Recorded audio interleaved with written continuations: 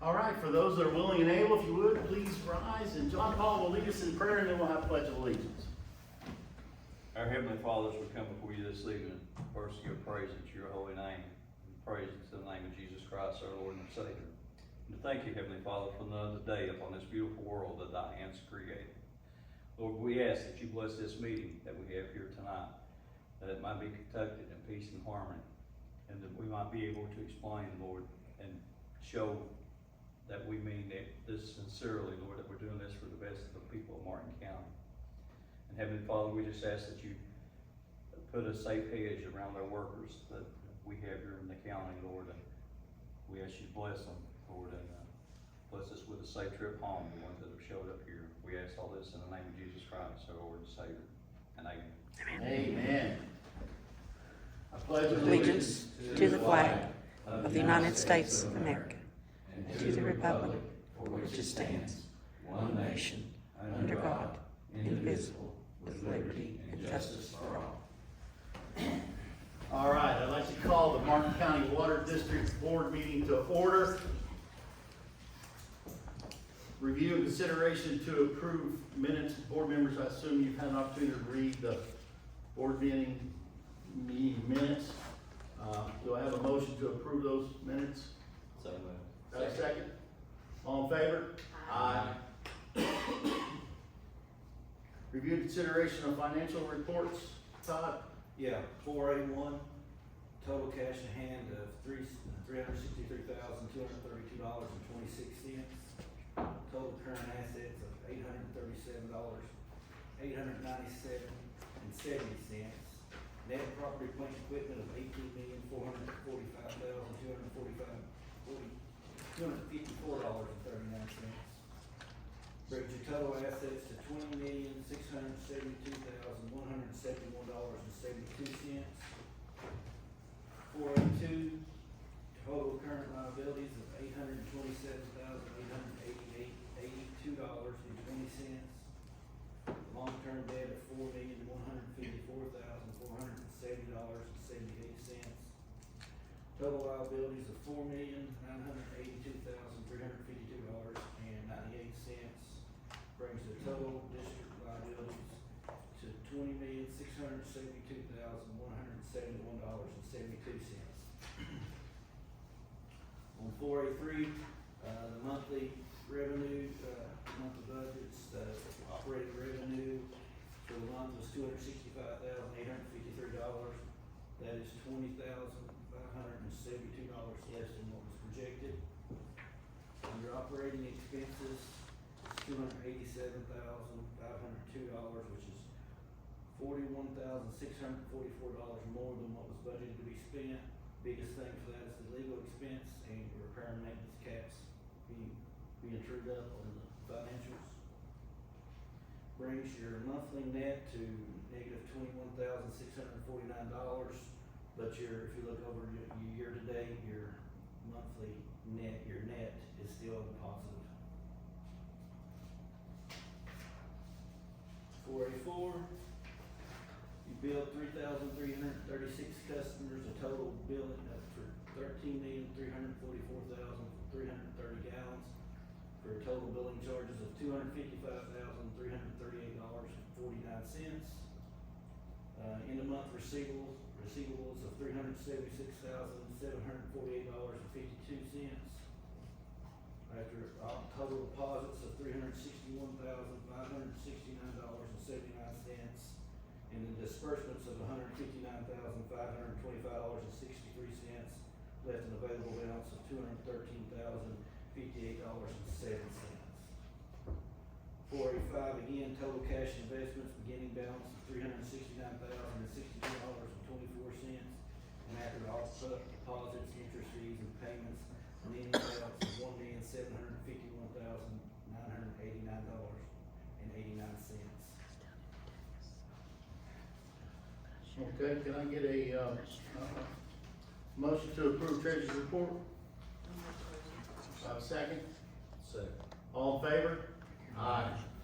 Review consideration to approve other financials, Todd? Yeah, 4B again started, this shows the payments received in August of 2025. We billed 14 less customers in August, then we did August of '24 for 140,000 less gallons. 4B2 is the graph showing the debt. 4B3 shows the total vendor trial balance to AWR. I do want to make note that it shows 402, 372.89, but you have, two checks that you'll be signing tonight that will bring that total down to 279,092.89 cents. Okay.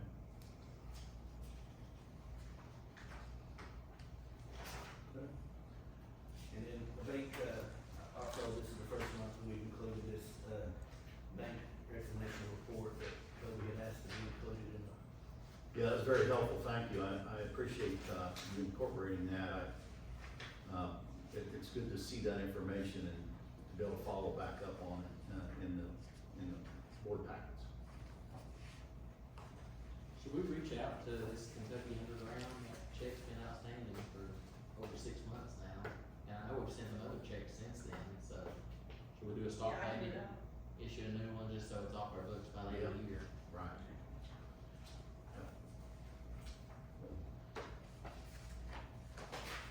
All right, so with that, can I get an approval for the other financials? So we, Do I have a second? second, or maybe second.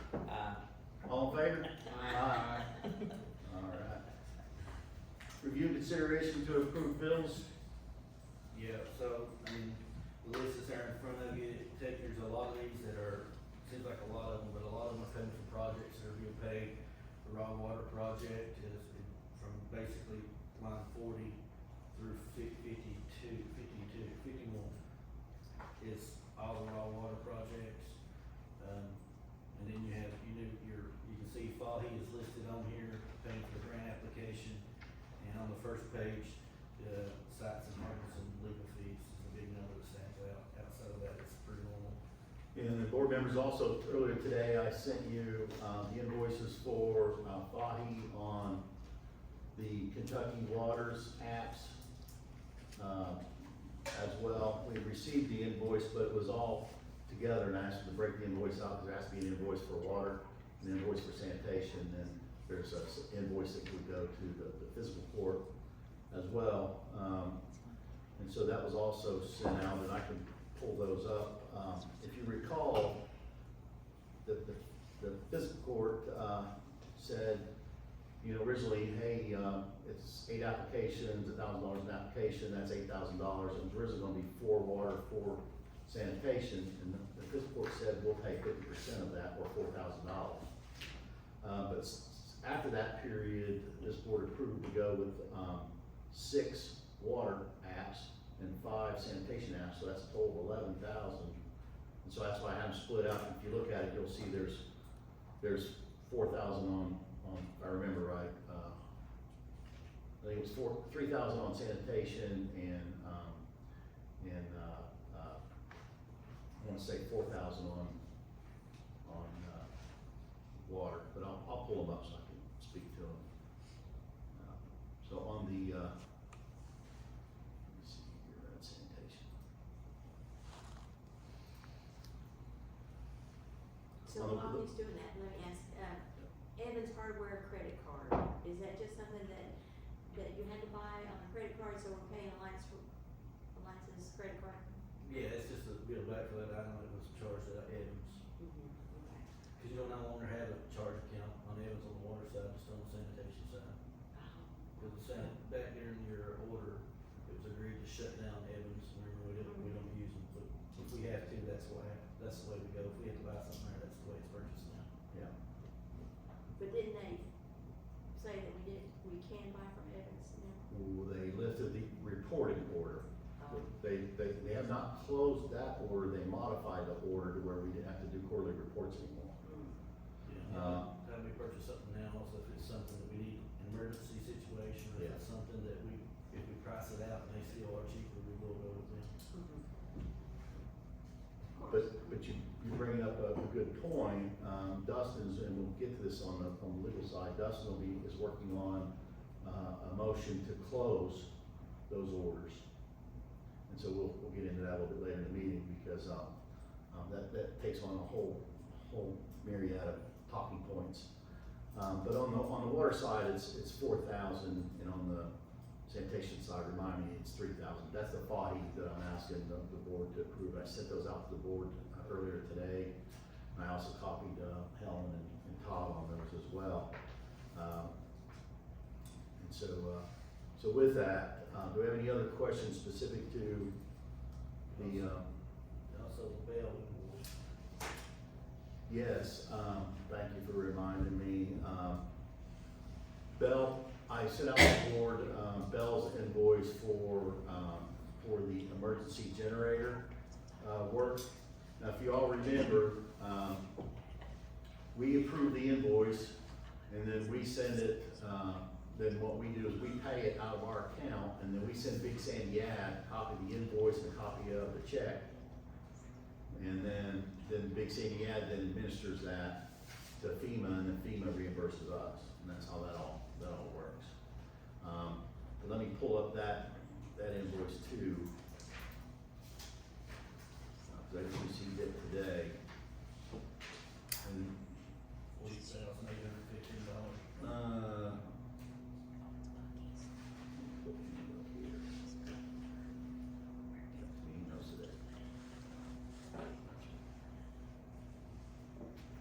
do you have it printed out? Yeah. Let me see it.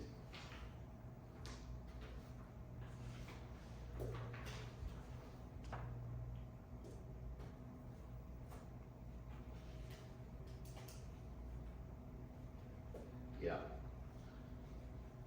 So, current billings is $40,815. So that's, and they're pretty close to completing that design. For the design work, it's a total of $63,300 is the total for that design work. So they're still got $22,500 to bill yet. But they're pretty close to being done with that design. I'd like to get the board to approve payment out of the emergency generator account for that. Does anybody want to see this? Okay.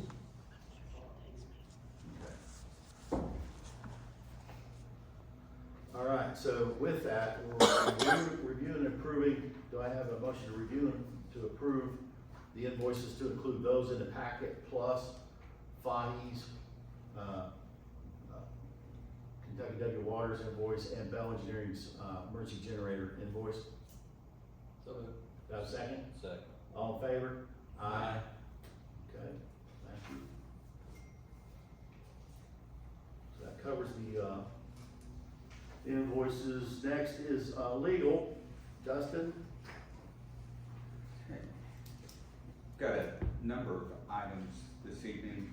The first is truck purchase submittal response from the PSC. Brian is still handling that.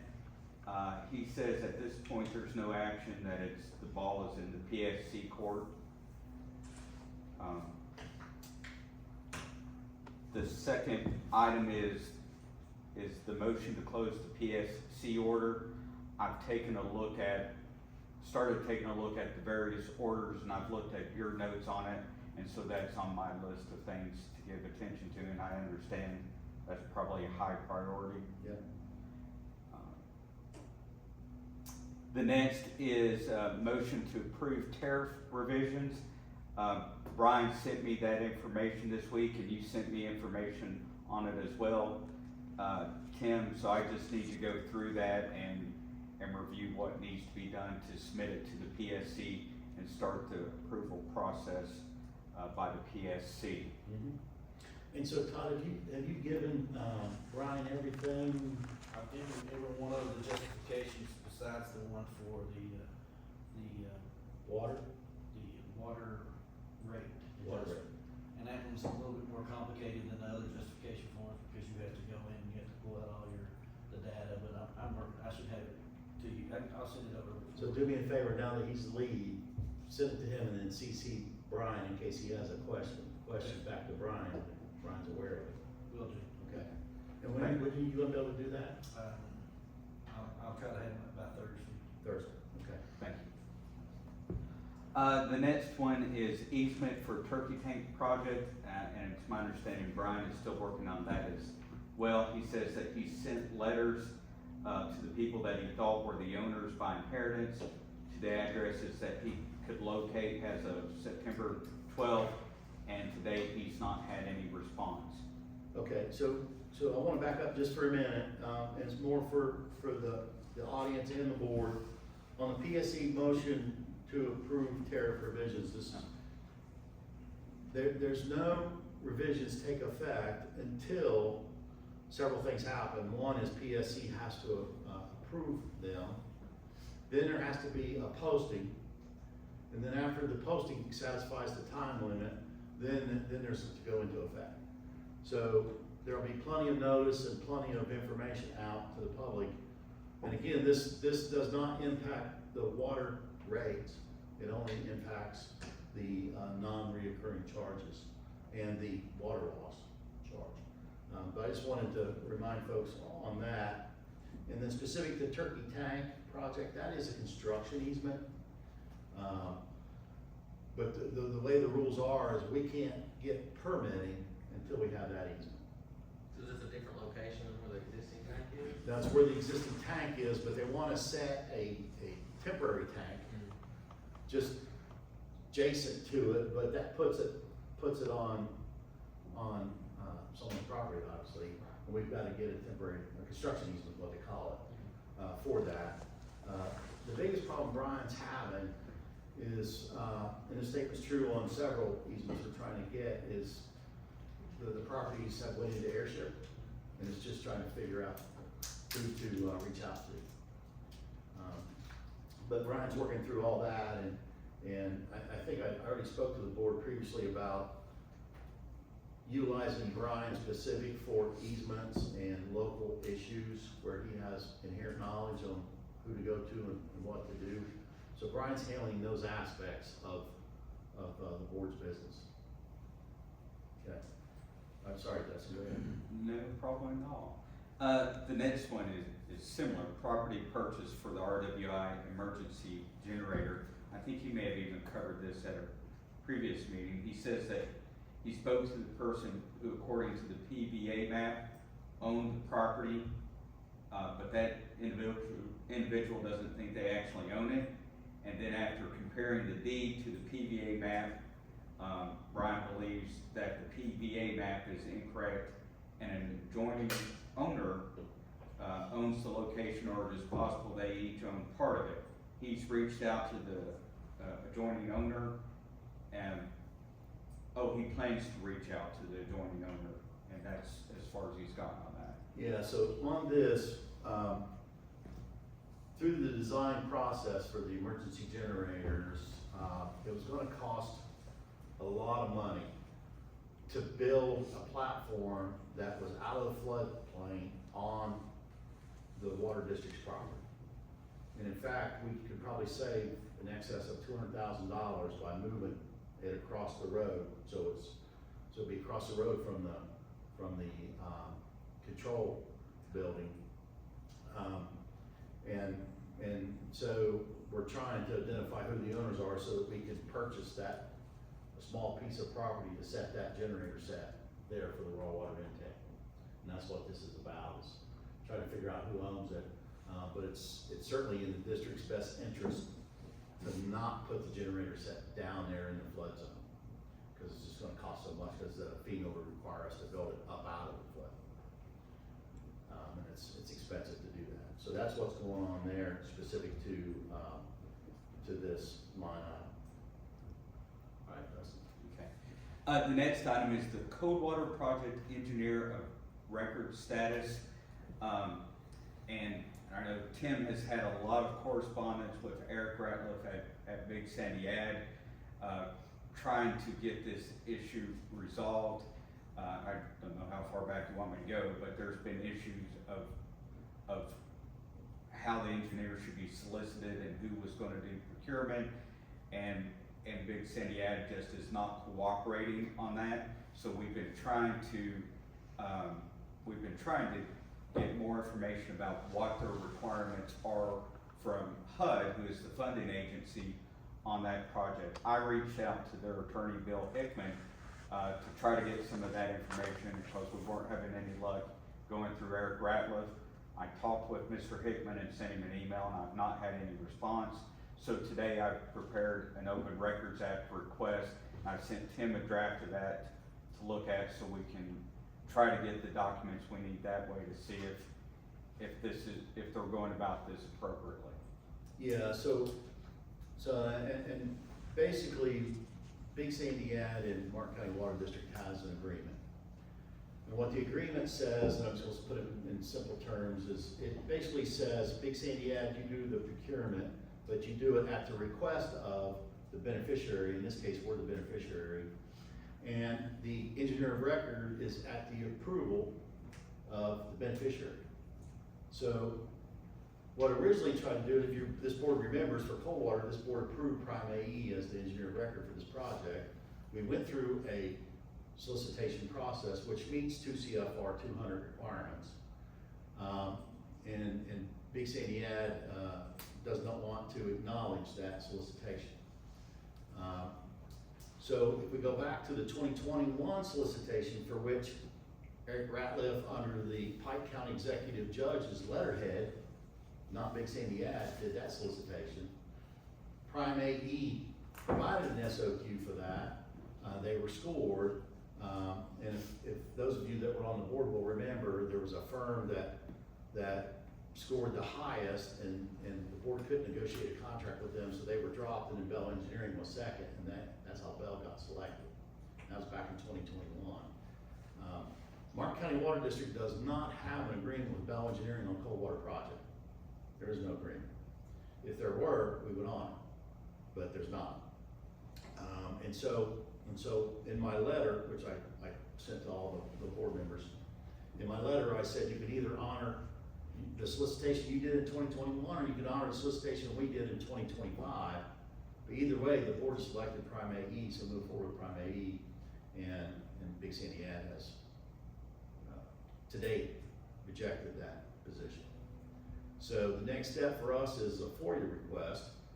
And the FOIA request, what we're gonna ask for is we're asking for the agreement between HUD and Big Sandy Ad, because as a board, we need to understand what's their requirements there. And then we also need to understand how does that influence our path forward. And so that's why we're going down the FOIA route. So just, I'll keep the board abreast as we work through this process. But in the meantime, the bad part of all this is the project's at a standstill. Nothing's happening because we don't have an engineer of record that the administrator is agreed to in this case. And then, by the way, on Coldwater, Big Sandy Ad is also the grantee, just so you're aware. We're under that agreement, we're the beneficiary, which from a legal perspective means a lot too. So, but anyway, enough on that. I'll keep you all posted. Otto Brown. All right, so Otto Brown, we also have an issue with, there's no agreement in place related to that project between Martin County Water District and either the Division of Abandoned Mine Lands or Big Sandy Ad.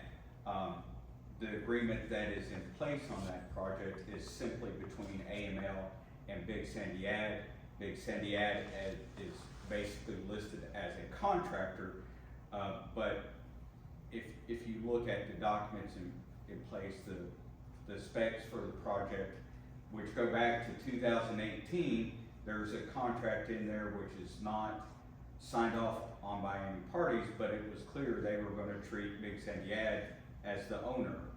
And matter of fact, had a signature line at the end for both Big Sandy Ad as owner and then the contractor, which would also be Big Sandy Ad. So they were going to sign both sides of the contract. And obviously that raised some concerns for Tim. And why it's come up is there's a permit that we've got to apply for, and as the true owner, it's our duty to sign that permit. And so we want to make sure that the water district is not only represented by you all in spirit, so to speak, but in writing. Yeah. And so we've been trying to figure out what can we do? I've reached out to AML. In particular, I started with Jordan Montgomery, who is over their collaborative projects. Called him a couple of times and he didn't call me back, and then finally I got a voicemail back from Jim Cable, who's further up the chain there. And he told me the reason Mr. Montgomery hasn't called me back is they're not allowed to speak to council on a project without involving cabinet council.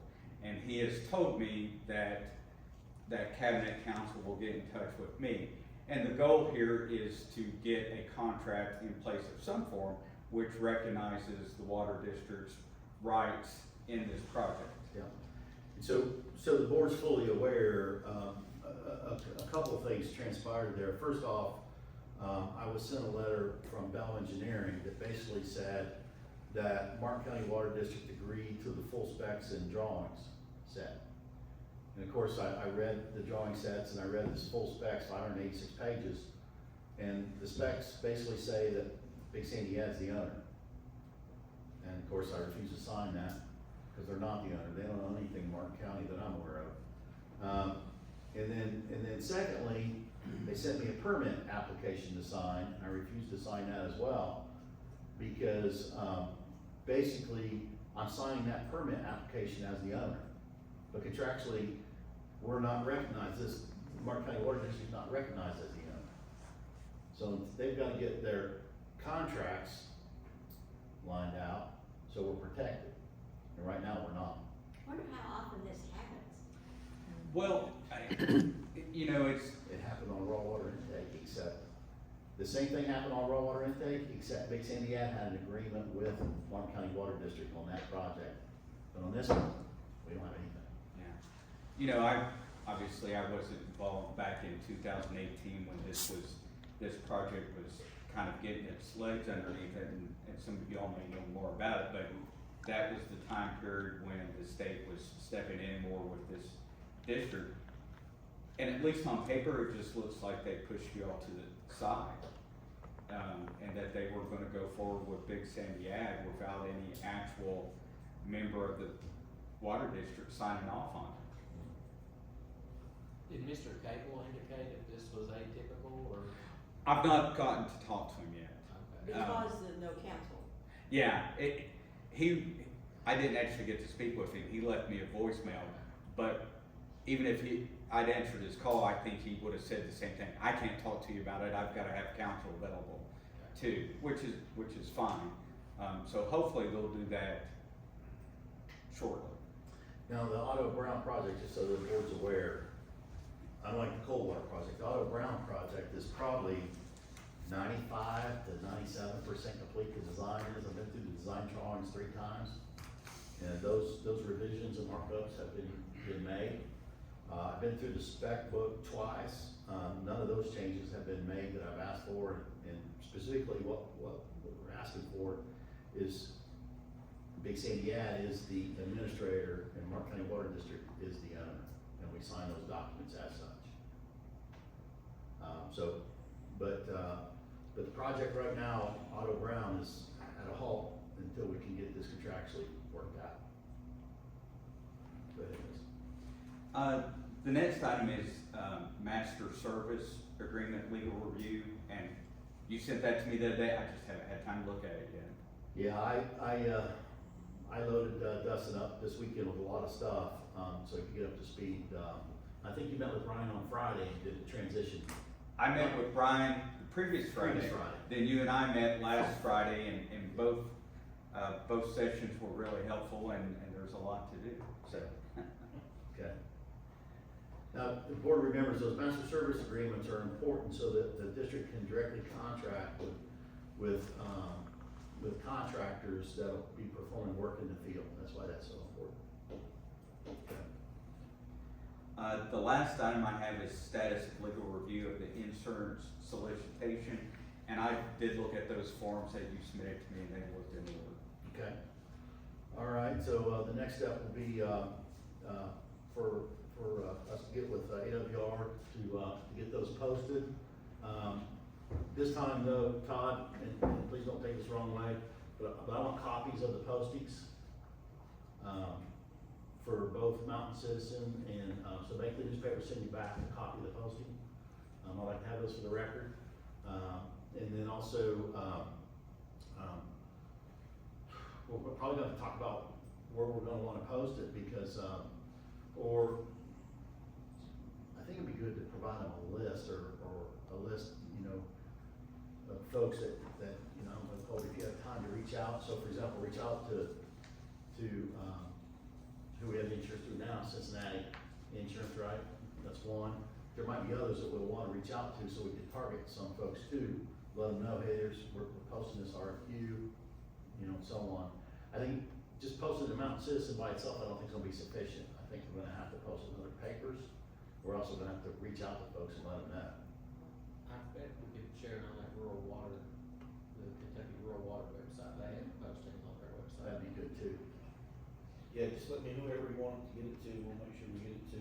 We do need to add one location to the list that I sent over to you. We kind of went back and reviewed it, we seen that it was one of the minutes, we need to add it. It's covered under currently, but when I was copying everything over to you, I didn't get it included. Okay. So you're gonna need to update it and send it back. Just send me that updated spreadsheet. Okay. Well, I'll leave it to you all to coordinate and work that out. I just wanna make sure that we properly document everything. So, so we have that record that we're meeting the, purchasing requirements. Okay. All right. Thank you, Dusty, appreciate it. Operations report. 781, we hired new office personnel, water plant to distribution. Our August average was 1.41 million gallons daily, currently averaging 1.37 million gallons daily. The reservoir is on the third screen. You want me to go over the clarifiers, or you want to wait till it's on to talk about these? No, go ahead. Okay. So for clarifier 2, the basin was cleaned and inspected. The bearings were replaced for the rake drive. The under drain in filter 4 was repaired. Filter media was replaced in filters 3 and 4, and the unit was put back in service September 5th and seated. All that work on that unit is complete, and it has been really, really good. Clarifier 3, filters 5 and 6, media replacement is expected to start the 23rd, which is today, and they did start today, with the expected completion date of October 1st, and the analysis and maintenance schedule will be provided after that final completion. Water distribution, leak detection identified 45 new leaks in August. We fixed a total of 68 leaks in the distribution system with an estimated amount of 4.6 million gallons. We installed a new expansion joint in 40 West pump station, wired up pump number 2 motor in 292 pump station. Blacktop repairs are expected to start by the end of September. And then develop pump station, just kind of put a status for y'all and kind of prices there. Pump number 2 is the one that we had to change out the motor on just recently. And pump number 1, we have an actual shop out of the station right now, so we only have, the one pump, and, these are the costs, quoted costs for those. I want to remind the board that Develop Road is extremely important because that's what is providing, PUC, our joint operating agreement, PCUC prison water. So, so are these costs here, I'm seeing, these are estimates to fix pump number 1, is that correct?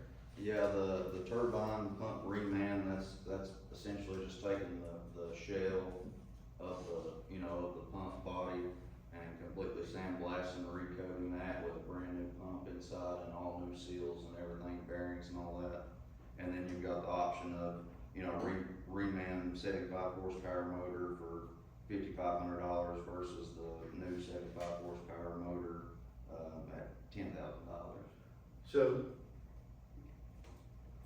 So do you have any data, and maybe this is a conversation we can have later, but did they measure the motor and did they give you any data on the condition of the windings and the stators and, what kind of shape it's in? Because you can't make a decision on whether you're gonna spend 10 grand or $5,600 unless you know the condition of the internals, right? Right, yeah, no, I've not actually got the specific details, but I'll reach out to them on that to find out exactly what they found of what, you know, if that's worth new or remanning. I How do know old is that they also keep, you know, this same motor that's already been remanned essentially and spec'd out, in place of, you know, the same motor that, you know, that we give them to rebuild essentially. Yeah. But they put their stamp on that, they're saying that, you know, all the windings and everything is, you know, been completely remanned and up to spec for what it should be to last. And how long do they warranty for if they put their stamp on it? I'll have to reach out to find out exactly warranty. 1 year for Is the it 1 year? rebuilds, and for the new one, it's 3 years. So it's 3 years on a. Yeah, but I mean, the whole reason we keep having these issues up there is because the packing glands inside the pump is completely shot. It's not been, you know, replaced or worked on in years and years, and so I don't think that, you know, a motor like that would last essentially for a long time if you didn't have water. You know, we keep going through these motors every, seems like 6 months or less, because, you know, we've got water spraying up from that, and, we did this last one that we did get, they provided us with a, kinda like a block, splash guard to block that water from getting up. But, you know, we've attempted to try to reduce the amount of water, and really the only way you can do it is completely pull it out and rebuild it. Yeah, well, it's a seal kit. I rebuilt a bunch of pumps. It's just, you know, do we have people who can replace seal kits on staff? But yeah, the seal kit for this one is not like it's your typical mechanical joint seal kit. It's got some type of, I can't remember what they call it, but it's like it's a plate that goes down into that pump, and what it ties into on the pump, everything is wore out, and there's no way of tying it back in and getting the seal. Yeah, you waste your money. Okay. It's, both of them are essentially at the point Yeah. of rebuild, at least at that portion. So I does did number 2 pump need wet in rebuild too? It does, yeah. Well, we've not pulled it to see it yet. I mean, it's still pumping, and it's still pumping at the rate that it's designed to do, but we've not pulled it to do any work on it yet, to have it checked. But are you getting water through the seal gland out into the, onto the floor? Then that's telling me it's still gone in the pump. Okay. That's the question. All right. I just wanna throw that out there just because, you know. Yeah, so when, are you looking for the board tonight to approve one of these, Todd? I mean, we'd love to have approval for it and find the pathway of paying for it. Well, it's one of those, if we don't maintain our customers, it's, what are we doing? We're losing money is what we're doing. So, The whole idea behind this also is we get one that we know is, you know, brand new, yeah, at least the pump, you know, just depending on what we wanna do with the motor, but at least the pump is brand new, and you have that option to where you have that new pump in there to where you can now take the other one out of service, get it inspected, see what you got. right. Yeah, so board, I'm asking the board to approve, to remand the pump. And then depending upon the feedback on the motor will drive whether it's new or remand. I mean,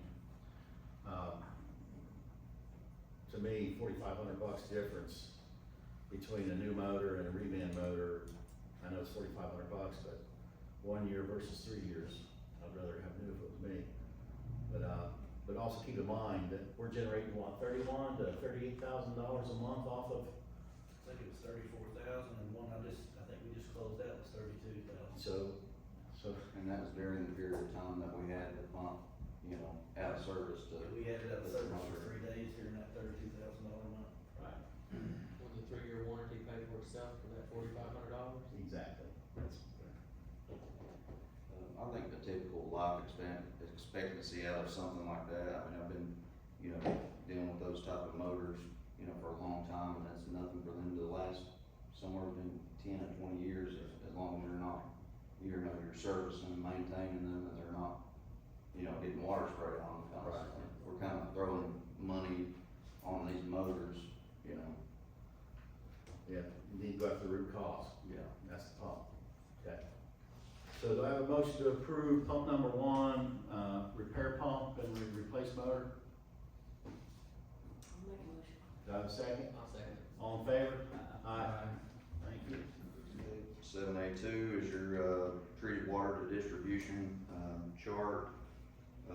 We have seen a lot of leaks, as I said there, we fixed 68 leaks, last month. And I just wanna make note of, last year, around August, we were doing 1.6. And it seems like, that's kind of our range of like our worst parts of the year according to, going back on the data.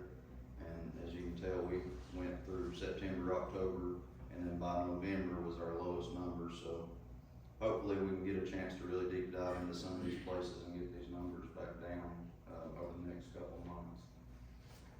And he'll talk about it in his water loss report when you see it, but it's worth noting that our production is back down now to where it was when we were producing the 44% of whatever it was that we had in water loss. Well, it makes sense. I mean, August is typically your driest month, so you have least amount of precipitation. So what's the ground do when it's dry? It basically condenses and then it features from the dryness. So the earth is moving as it dries, and as it moves, that can cause water leaks. So it's not surprising that happens. But 68 leaks repaired in a month, that's a lot of work. I mean, that's a lot. But I'm glad to see that we've got our numbers back down, where they should be, which is, we wanna improve on that, water loss as we go. But, good job, getting us through the month of August, our worst month. Okay, 7A3 is your plant operation and water quality analysis. 7A4, your customer service requests and work orders. And then, 7A5 and 6, as you can see, that's your list. It's 2 pages long of all your leaks throughout the month of August. 7A7, repair expenses ending in July, sitting at $100,964 out of your $100,000 budget, which leaves us at 101%. So stop there for a second. So how much is FEMA Plan B gonna be put back into this? 90,000? 77,521.33. 77,000. So this is July through July, so that's 5 months. So, 27%, that's 77.3. so 23%. 23, yeah. So it'll put us, point I'm trying to get at is it'll put us back in line with where we need to be to finish the year and not be over budget. That's the. When is the that's what- expectation of that money? Actually, we got the email, I printed it out here, we got the email on Monday that said that it would be deposited between 1 and 3 days, so I would expect it to be by tomorrow. Yeah, and the board members, we said, let's put the money back where the council came out of, so that we can be well, we'll actually be underrunning our budget a little bit at that point. Of course, now we just approved this pump repair, which is gonna, take a hit, but the point being is that we'll still be okay financially. Go ahead, Colby, I'm sorry. No, you're fine. 7A7, back to the same page there, chemical expenses ending in July 25. Took a pretty good little hit there, 106,405 out of the 110, leaving us at 97%. Okay, stop everything. I got some questions on this.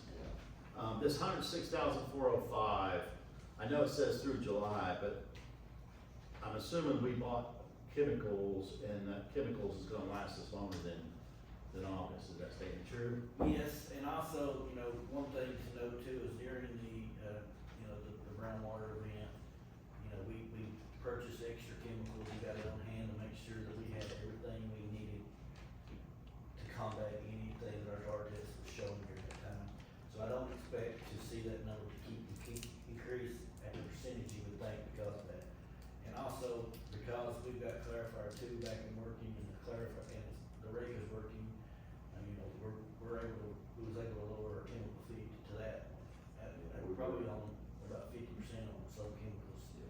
Just on the L pack alone, we were averaging 65 to 85 gallons a day, and we're right so people know Delpac is the carbon slurry. It's your, Allen. Allen. Bond. It's your flock. Yeah. But yes, we purchased extra in this month because of that event, just to make sure that as we were pulling all this extra sampling for our jar testing, that we can combat anything that comes towards us. Okay, so do you have a feel for, you know, right now, we're 97% of budget for the year, and this is as of the end of July. Do you have a feel for how much we're gonna overrun this budget? I mean, just a quick estimate off the top of my head, I would say,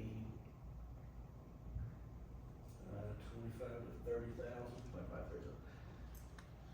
Cause last year we overrun the budget as well, right? I think it was $12,000 last year. So, okay.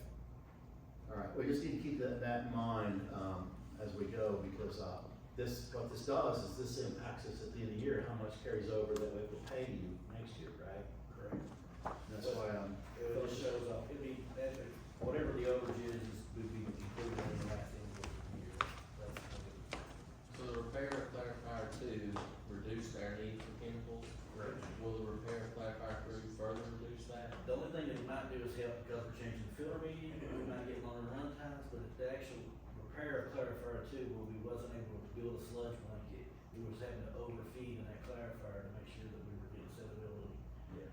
But, on clarifier three, changing the filter media is gonna help. It is gonna help we'll be able to get longer run times, which will reduce everything. So I do believe that, Come out of it with lower turbidity, less chlorine to be able to get the same residual. I mean, it does have some effects, but not as much as like the main treatment or the rate and everything. Okay, well, we just gotta be focused on this, chemical budget, because, you know, financially, going into next year, we've gotta try to mitigate the carryover, you know, how much we're gonna owe you, that invoice at the end of the year that you're talking about, to the maximum extent possible. Okay, thank you. Okay, 7A, 8 through 10 are your monthly transaction notes. Following that, by your leak repair map, you can see it's pretty much pop-ups throughout the entire county there. A million gallon leak on Riverfront Road, is that right? No, Twin Oak. That's down Rock Castle, on Route 3. 7Bs is your monthly MORs, no exceedances or anything throughout that month of August.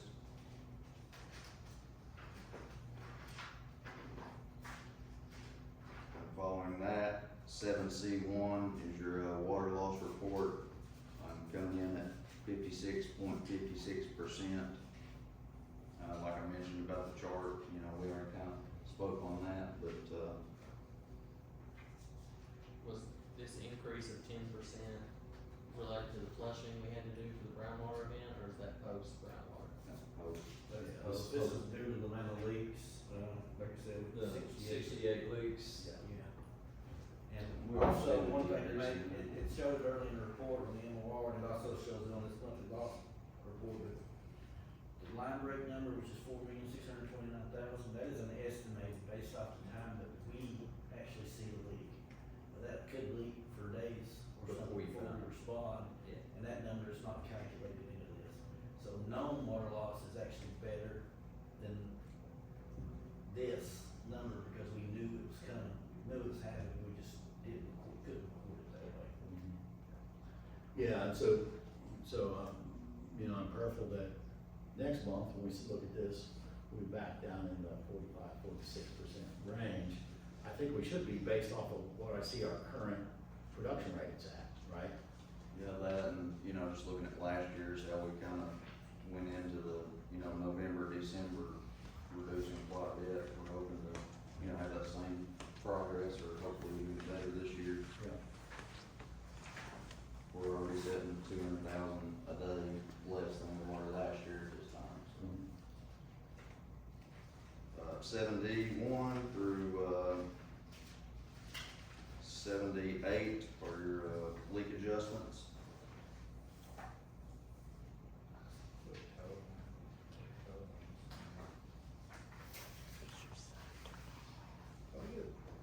total on that amount? Yeah. Well, it'd be two separate totals, we need a sanitation total and then a water total, because it's really two different things I think we should look at. But with that said, is there any questions on the leak adjustments, board members? One or two of these were related to the meters, is that the new meters we installed, or the one that said meter did not read decimal? Does that just mean, Yeah, it was because of the new meters. Those new meters, when you purchase them, they're programmed for the way the system's set up. And if it comes in, if some reason it gets off when you're activating the node, it will throw that decimal run out. So those couple that we changed out had to be reactivated to get the right, going on the right decimal point. And the only way we know that is when it runs the bill cycle and we see the reading coming in. and the other one said if we would pick up correctly, does that just mean the radio read didn't pick up, or? I don't wanna speak to that one, I don't know. It just says meter wouldn't pick up correctly, no fault rate adjustment, it's bottom of 75. Which one was it? At the bottom of 75.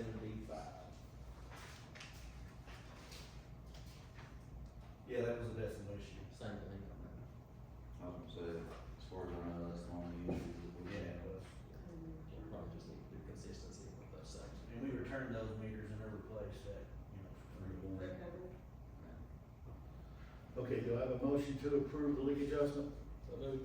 Second. All in favor? Aye. Okay. I will say that the meter, I do like that where you can go to the meter and push the button on it and it shows you the, Gallon per minute. yeah, the gallon per minute, and it shows up with 4 zeros. Then if you've got a leak, it will show you the leak. Yeah. I like that. Yeah. Everybody does. Well, I kinda got mine all the time, I got mine 2 years ago. yeah, but it's still the same meter. We still standardize with the same meter when we went to this project. All right, capital projects.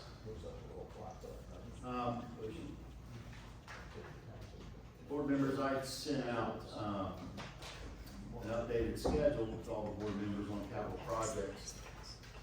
And, just want to give everybody a brief, update on our capital projects. On the countywide meter changeouts, Todd, you're waiting on 2 meters to come in, and then those will be done? We were waiting on some spacers, so if we have any meters, we're waiting for the rest of the parts. The last update we had, November is for that, for those spacers, and for our zone meters to start coming in at the same time, late November. Late November.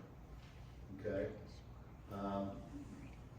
And the zone meters will help us identify leaks and figure out where we've got problems.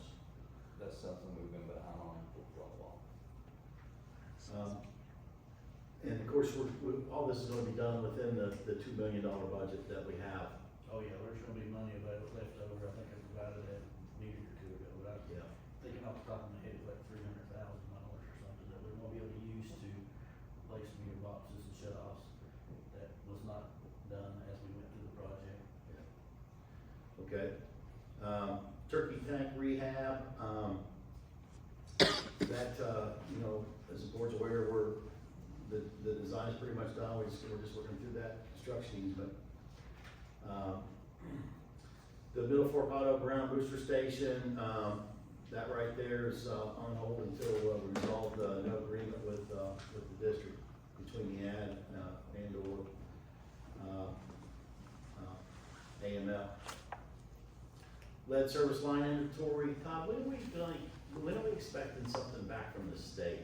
I don't thought we had heard something by now. I don't know, I've not heard anything about when they're gonna release their next set of legislation again, so I do know that we have some deadlines that we'll have to meet again early next year, which every customer that was notified has to be notified again, that if it was an unknown, we'll have to send out letters again, but I don't know where they're set on legislation, they've not made any indication which way they're gonna go with it. Okay. All right, the cold water line improvement project, that's on hold until we resolve, the engineer of record issue. Route 40 East Water Improvement Project, that project design is, almost complete. Right now, AML's looking at the specs and drawings.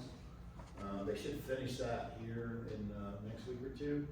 And then after that, it'll get advertised, and then it'll also, go through some permitting things, but, so that's still, work in progress, but pretty much out of the design phase into the procurement phase at this point. Water treatment system telemetry project, that's at 292. In essence, contractors waiting for Big Sandy Ad to pay them before they're gonna finish the job. So I haven't heard whether, well, we've got a call tomorrow with Bell Engineering to find out, and Big Sandy Ad to find out if they've been paid or not.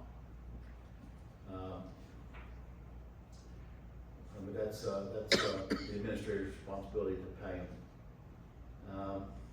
On the, raw water intake improvements, Bell Engineering, has some electrical cable replacement options. We'll be talking with them tomorrow about that. But the conductors need to be replaced to be code compliant and also not interfere with our operation.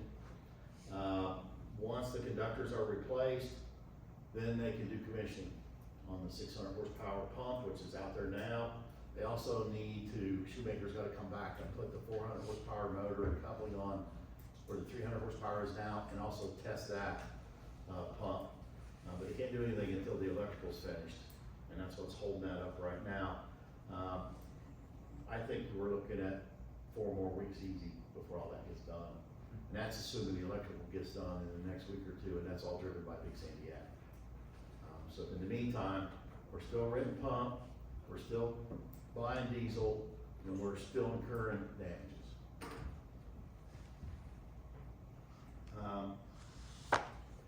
The emergency generator, backup generators,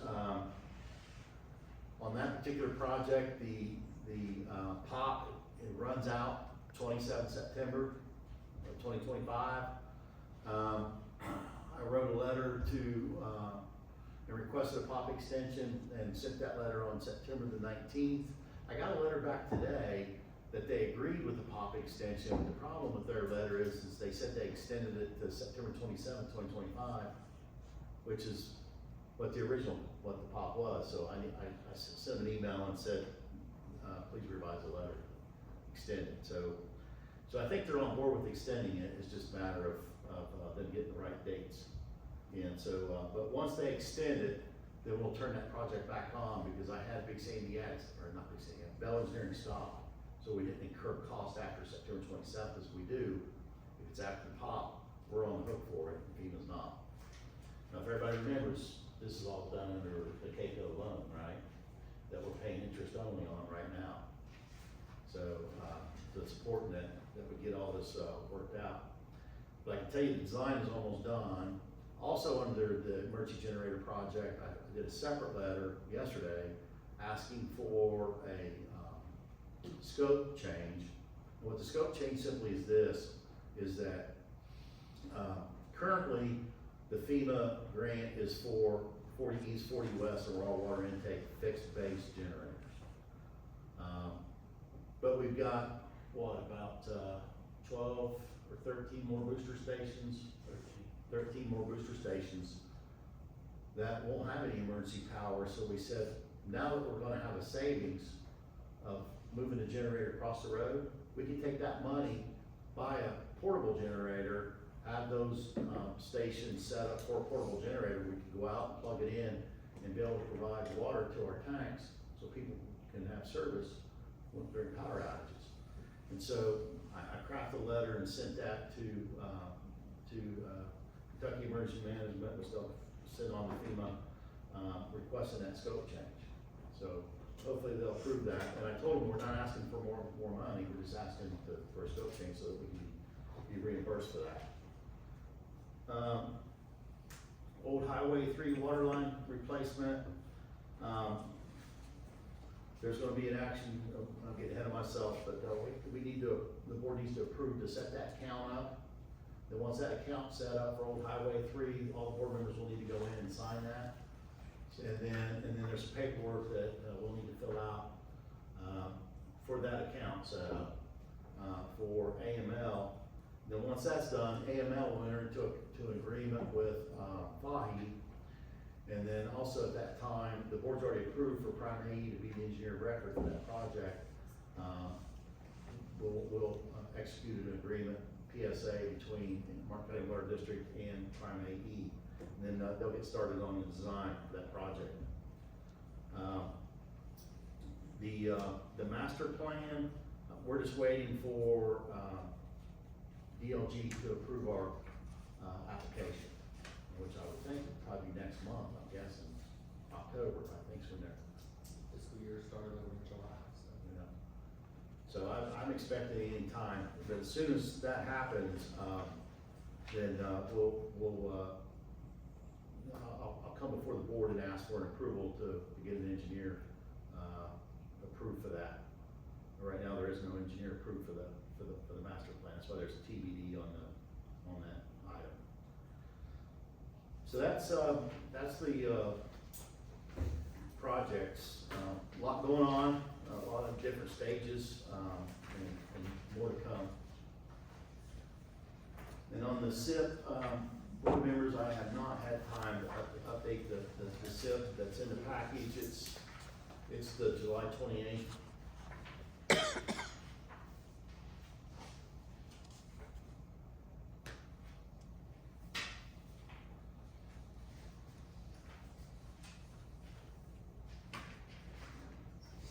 So this is the insurance thing we're gonna talk Email about. insurance, when we get to it, Okay. use it to go through it. Okay, so really nothing to update on the SIP. The SIP is what all the board members have currently. I do get the chance, I will update it, but I really need to see what direction the Kentucky W Waters applications go before I update it too far. So any questions on capital projects before we move on to other old business? When do you know about the Kentucky Deputy Waters? What is it? December. December. Last year we got December 1st, if you remember. That's when KIA released the results to the House.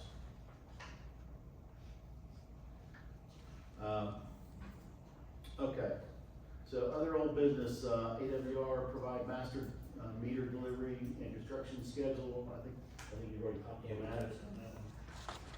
AWR provide raw water intake project update. Todd, is there anything else to touch on that I haven't talked about? I did respond to the email today, I don't know if you read it. I did. Just basically laying out our thought process, we talked about it more in our meeting. Mhm. And then flood damage infrastructure status and Kentucky Emergency Management Funding, update. Board, I'd asked, AWR to provide, an update on, and what I really wanted to know, and this board to know is where we at with insurance, FEMA, and Kentucky Emergency Management, because they all have to play a role in funds received and what we're gonna do to repair, what's been damaged. So Todd? Yeah, so this one, I actually touch on this one in the insurance, so that document that I just passed out, I'll kind of go through it real quick. So the top line item is category B, emergency protective measures. So that is for everything that we spent during the February flood, labor wise, equipment wise, this is what they reimbursed. So the actual cost was $89,104.97. The federal cost share, that number is 75% of that number, that is what FEMA will pay. And then the payment includes that number plus 12.5%, which is what the state adds on top of it. So the check that we will receive is $77,521.33. And as I said earlier, that, we received an email on Monday saying that will be deposited in 1 to 3 days, so we expect that by the end of the week. If you go on over, on the insurance, it was nothing applicable for that one. And again, it shows what we've actually spent, and there's nothing else needed on that project. So the next one is the mainline repairs. So with FEMA, we clumped these together with some of the water repairs that was done during that event, Yellow Creek, Maple Street, all those line repairs. So we projected, we actually spent, if you look over there, and it shows that it's in pending initial project development in the process. So that means is they're actually reviewing the scope of the work. They have not released it or approved it yet. We have submitted invoices for them for $4,564.40 for equipment parts that we use to make those repairs. They initially had it estimated to be $14,500 on their side. So once they come back, that number will probably reduce based off the invoices we submitted. And at that time, they will pay the 75%, and the state will pay 12.5% of that. The next one is Tug Valley, so that is for the, Tug Valley Sewer So Plant. just so everybody, so I understand, the other 12.5% that don't get paid, that's the cost that the district's gonna incur? That is the cost the addition does incur, or we will fight with the insurance to receive the additional amount. Okay, so, can you expand this spreadsheet to show cost incurred, not recovered? I can't. Because at the end of the day, as a board, we need to look at that to figure out, is it worth pursuing or not, right? Okay, yeah, I can include that. But Tug Valley, again, we submitted $15,421.27 of invoices to them. We've got quotes for an additional $18,563, which brings a total of $33,974 is what we expected to get it back. They estimate the project at $34,367. That is also, so that's in pending applicant project review.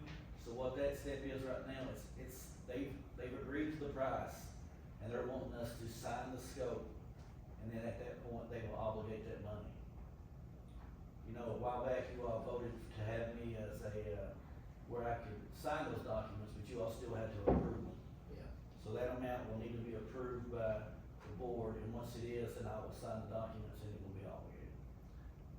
But on the $34,367, they pay 75%, Kentucky Emergency Management pays 12.5%, and then the other 12.5% is district or we fight insurance. Correct. And all that has been submitted to the insurance as well, that information has been submitted to them for reimbursement as well. So, won't FEMA require, insurance to pay first, and then we have to submit what insurance pays to FEMA, then FEMA deducts the amount they'll pay their 75% by the insurance value? They will, well, if the insurance comes back and says they will pay the full amount that we were requested, or if the insurance says they'll pay 75%, then FEMA will still consider the total value, and they will pay up to 75% of that. So let's say that, easy numbers here, the insurance says we say it's 50, the insurance says they'll pay 40. If FEMA valued it at 50, they will still pay the remaining 10 because they valued the project at that amount. Okay. The next one is the INS wastewater, that money has been obligated, so this money will go on the wastewater side, and again, we got the same email on it, it will be deposited in 1 to 3 days, of $22,050.04. It was just actually a little bit more than what we had projected that project was gonna cost, but they based it off their numbers. The following, IGA, Locust, Riverside, Dempsey, and those 4 projects are pending applicant review, so those projects are set and waiting for us to sign the scope so they can obligate that money. The big difference on that one is the IGA lift station. So as of today, we have spent $17,635.01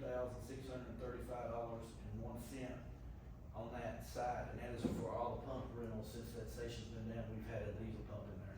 We've made no repairs to that station. The repairs that we have estimated, which is 2 new pumps, motors, and control panel, is $67,835, which will bring our total cost at $85,000. They're valuing it at $42,000 because they're not including the pump cost. Now, when we've signed the scope or we reject the scope, we can say we reject it because this cost is not included, and they will review it again. Locust, again, they valued at $45,775.93. We've not spent any there. We was able to get it in operation, but to get the other pump, motor, and a control panel, it's $38,917, which brings our total cost to that amount. So it's a little bit off from where they valued it at.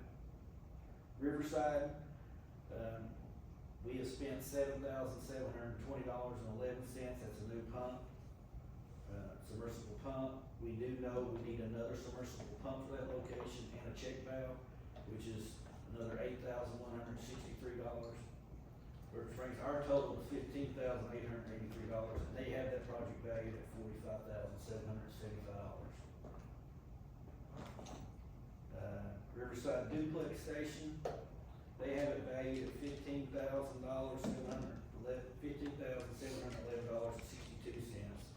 We've spent no money today on that, but we actually have. It's actually coming out of, it'll be included in our category B protective measures, which is at the bottom, because we're pumping that station, I'm gonna keep it out, we can get reimbursed for all that money. But to get it back and running, it's $13,039, so they're valued at a little bit more than what we got estimates on. Those numbers are based off, quotes that we've got.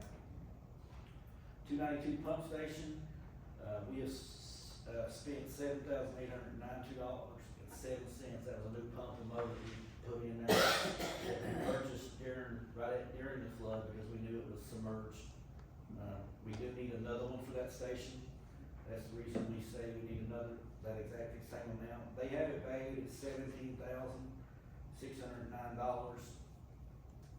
Tug Valley River intake, we, put an estimated cost of $200,000 on that, and that is for the site work to get everything where all the banks and slips, and also for a new screen that was part of the raw water project. That screen was destroyed. They have valued it at $190,672. And, the next one is grinder pumps, countywide. They have valued that project at $320,800, and it has it listed in their system as obligated, but it's not, because we've not signed the scope on that. But we had 89 lift stations affected, and our cost, we had projected at $171,787. We have spent $14,287 already on that. The remaining funds, we know that, we need to put new, tanks, new control panels, and new E1 pumps that were in the station. We replaced these with new pumps that we put in to get back to replacement value. That's the replacement value. And the last one that you see is category B, emergency. So that's for everything that, moving forward, that we're out of pocket for. If we use our labor or equipment, we will charge for that line item. And it says undetermined because we're tracking that, and once we close out this project, we'll finish that line item. Yep. Okay, so, Sean, if I understand you correctly, then I think there's a request, for consideration for a motion for, me to sign all the scopes except, and I'm recommending to the board for consideration, I think we should push back on, let me get down here to it. IGA lift station, you know, we're saying $85,470 and they're saying $42,000, but as you said, they left out a pump and controls. Well, they left out the pump rental that we're incurring those costs right now. Right. So they need to put those back in the scope so we can be paid for that. Correct. But everything else, if you look at the math, when you go across it, you compare best available cost versus total, those two columns, when you compare them, we're okay. It's just the only one that we're not is that particular one. So do I have a motion to approve me to sign the scopes? Well, the motion will be for me to sign it, since you all the one that made me the. Okay, that's fine. So the motion would be for Todd to sign the scopes, except for IGA. I'll make the motion. Do I have a second? I'll second. All in favor? Aye.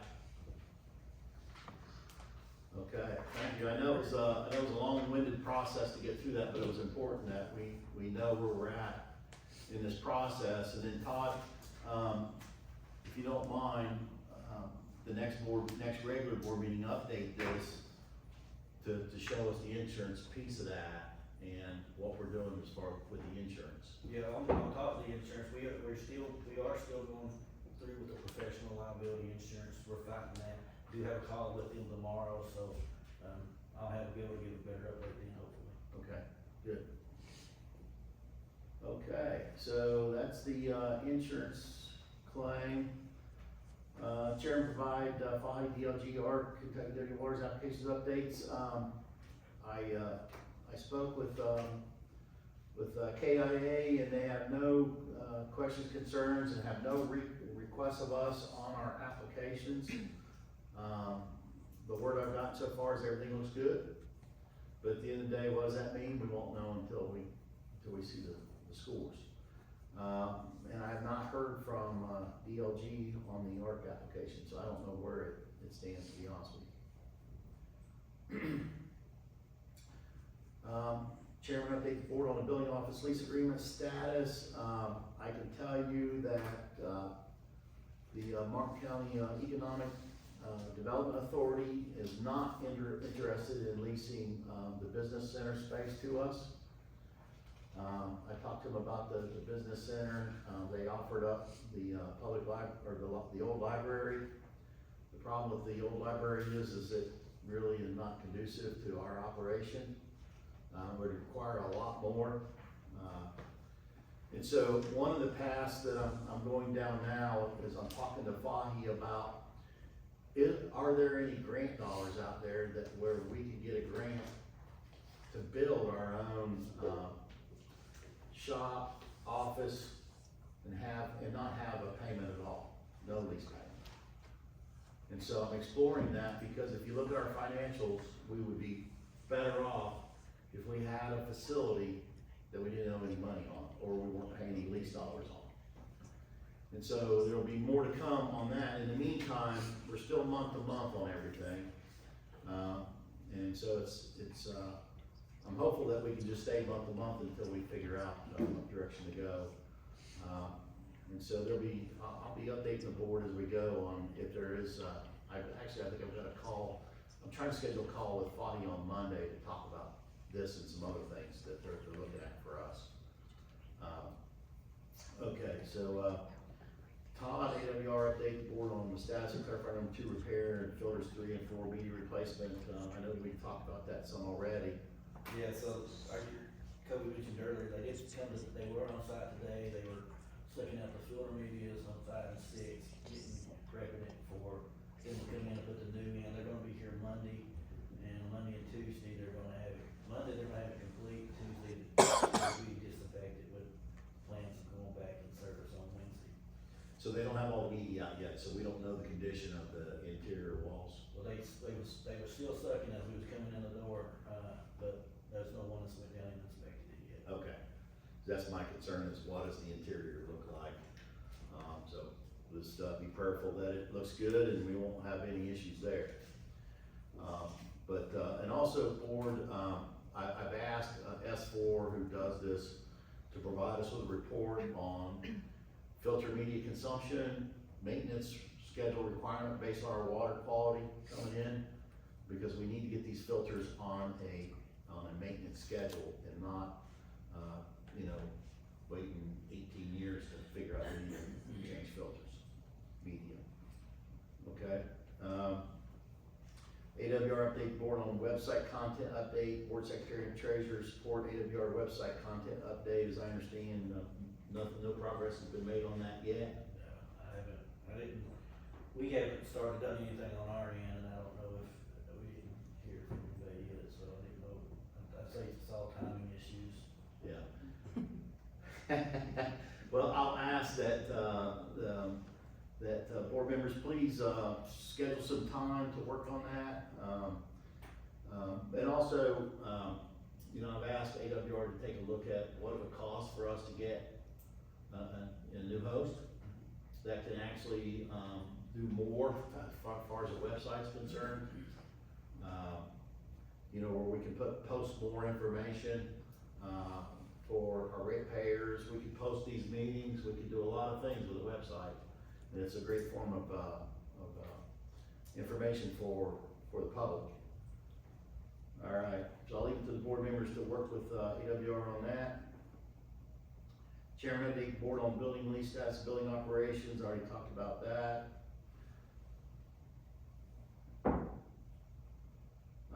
AWR update board on easement agreements on file and timeline to turn over list of board attorneys to address. I've already went over all of the easement stuff that I'm sorry, Yeah, this is something else. This is what you were asking us to yes. check on our, Yes, how many easements we had for meters that were in the systems. 383 is the number that you got, or Yeah. what number I remember. Yeah, that number's ready, I mean, we've got that spreadsheet here, I mean, it's ready, I'll turn it over to whoever you want me to, just work on, or whoever. Okay, so, Status. yeah, so, board, what we've identified is, you know, we've got roughly 3,450 ratepayers. We've got on file, what, 383 easement agreements is the number I remember. Yeah, it's something like that. Yeah. So the question comes into play, okay, what does all that mean?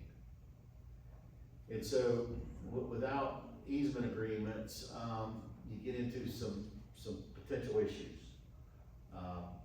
Kentucky statute says that, and I don't wanna go too deep into this, I'm not a lawyer, but basically what it says is after we've had our infrastructure on a person's property for 15 years or longer, we have the right, we basically have an easement to be able to go up to and service that equipment, provided that we provide the right notifications and follow the right procedures of letting folks know that we're on their property and why, that type of thing. My concern is for those where we have infrastructure on folks' property and we don't have an easement agreement and it hasn't hit the 15-year mark, what does that mean? And so, what I'm recommending to this board is, and I'm not saying we do it today, but I think we need to have Dustin take a look at that and advise us, what does that mean? You know, we've had situations in the past where we couldn't go on people's property to do, you know, manage our infrastructure because we didn't have an easement agreement and they said you can't come on our property. And that creates a problem for us. And so, open for discussion, board, and you wanna table it until Dustin gets caught up with everything else he's got going on, and he can take a look at that and advise us on what's the best way to handle it. I mean, sometimes you just need to leave well enough alone.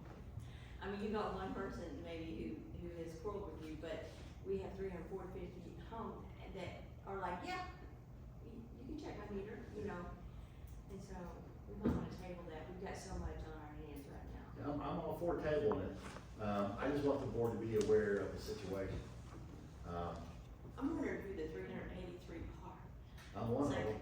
Okay, is it the people who have most recently Yes. signed, is that what it is? Yes. Yes, Okay, I mean, that was on your, in the last last 5 or 6 5 years. years. okay, Now, they might have been documents before that was done, but we just cannot look at them.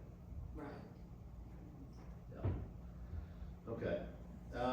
AWR update board on Old Highway 3 water line replacement account setup and paperwork. Board, we need to consider a motion to set up Old Highway 3 water line bank account. Do I have a motion to set that account up? So moved. Do I have a second? Second. All in favor? Aye. Okay. That will have to, just as FYI, we'll have to get board minutes on that approved before we'll set that account up. The song. Yes. So we gotta have a special meeting just so we can approve the minutes. So, Oh. I can't approve them, I can't sign them unless we have a meeting that the board approves. Right? And the board can't approve it without a meeting. That can be a virtual meeting. Zoom meeting. We've done that before, haven't we? Don't know. I asked Brian when he was our counsel about Zoom meetings, and he said that to have a Zoom meeting, we gotta have a public Zoom meeting where, and then the TV's gotta be visible, and people have to be able to see the people on the Zoom, and Could you just share a link and let people call into the Zoom? has to be in a public setting, Might as well just call it. Just call it. special meeting. So can I get a motion to set up a special meeting for next month, probably in about a week or two? Can't be next week, I'm on campground. Yeah, next week is fall break for the. I'm a. So in 2 weeks. Well, y'all can meet without me, you still have 4. No. No. We want What do you. you got 2 weeks? We got supper, you got supper, right? See how it works. No, it's all this together. We're all in this together. We're all in this together. We're like, what's Well, it, the three week of is the all 13th. one Week of the for all. 13th. That's right. So I'm gonna say special meeting. So So, Don't make me mad though. It's on the 14th, that's a Tuesday. so, how's October 14th look for everybody? Oh, I guess it'd be great. Well, it actually, for me to be here, will have to be probably that day. Okay, so do I If I gotta have, be here, you gotta be here. can I get a motion for a special meeting October Please let me make 14th at that 6 motion. P M? Can I do that? Can I make a motion, we meet again on October the 14th? Please do. At 6 P M? Please do. I so moved to make that motion. Do I have a second? I'll second. All in favor? Aye. Thank you. And they, Okay. All right. Well, next week I'm out of town. Other new business, board, is there any other new business that, so I don't have anything there, but it's a regular meeting, we can bring up other business if there's anything that you wanna bring up? Any issues, anything? No? Okay. All right, at this time, I'm gonna ask for a consideration of a motion to convene into closed executive session. The reason why I'm asking for this is we need to discuss the raw water intake case. We need to discuss the KIA, Kentucky W Water 2025 possible case status. We need to discuss the cold water project legal issues, and then also need to discuss Otto Brown project, possible legal issues. So with that, do I have a motion? So moved. Do I have a second? I'll second. All in favor? Aye. Aye. So, we're gonna, you